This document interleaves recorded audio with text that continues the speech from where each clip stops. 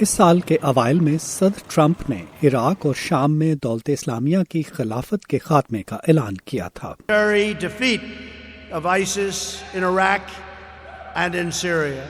مگر اسلامی عسکریت پسند گروہ کا وجود ختم نہیں ہوا اور اب امریکی عہدیداروں کا کہنا ہے کہ داعش وہاں دوبارہ سے منظم ہو رہی ہے۔ دولت اسلامیہ پھر سے عراق اور شام میں منظم ہو رہی ہے، مگر اب وہ بغاوت کے موڈ میں ہیں، تو داعش کا خطرہ موجود ہے، مگر اب ماضی کے مقابلے میں ایک مختلف سطح پر ہے۔ بعض تجزیہ کار سمجھتے ہیں کہ امریکی کارروائیوں اور دعووں کے باوجود دولت اسلامیہ کو شکست نہیں ہوئی۔ ظاہر ہے دولت اسلامیہ کو شکست نہیں ہوئی۔ ہمیں اب تسلیم کر لینا چاہیے کہ کسی بیان بازی کے نتیجے میں یا ایک ٹویٹ سے یا پریس ریلیز سے اس تنظیم کو شکست نہیں دی جا سکتی۔ یہ ایک طویل مدتی جنگ ہے، نہ صرف اس کے نظریات کے خلاف بلکہ ان تمام حالات کی وجہ سے بھی جو ان کے فروغ میں مدد دیتے ہیں۔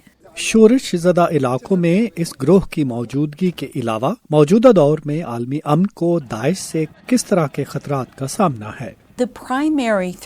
اس وقت سب سے اہم خطرہ داعش کے نظریات سے متاثر افراد سے ہے۔ اب دولت اسلامیہ کو امریکی سرزمین پر حملہ کرنے کی ضرورت نہیں۔ وہ سوشل میڈیا اور آن لائن ذرائع سے لوگوں کو انتہا پسند نظریات کی جانب مائل کرتے، بھرتی کرتے اور انہیں تربیت دیتے ہیں۔ وہ مختلف ایپس کے ذریعے لوگوں کو منظم کرنے میں بھی ماہر ہو گئے ہیں۔ مگر عسکریت پسند گروہوں کے بارے میں معلومات رکھنے والے ماہرین کا کہنا ہے کہ داعش ان علاقوں میں اپنے ٹھکانے بنانے میں دلچسپی رکھتی ہے جہاں پہلے سے دوسرے گروہ موجود ہوں۔ دولت اسلامیہ نے دکھا دیا ہے کہ جہاں دوسرے پسپا ہوتے ہیں، داعش وہاں اپنا سکہ جمانا چاہتی ہے۔ وہ وہاں اپنا الگ تشخص اور برانڈ قائم کرنا چاہتی ہے، خصوصاً متنازع علاقے۔ ایسے علاقے جہاں ریاستوں کے درمیان سرحدی تنازعات ہیں، وہ ایسی جگہ ہیں جہاں داعش فروغ پا سکتی ہے۔ تو یہ سوال ابھرتا ہے کہ اسلامی دنیا میں شورش زدہ علاقوں میں وہ کون سے علاقے ہیں جہاں داعش اپنی محفوظ پناہ گاہیں بنا سکتی ہے؟ داعش کی تاریخ اور جڑیں شمالی عراق میں ہیں، یہ پہلا علاقہ ہے۔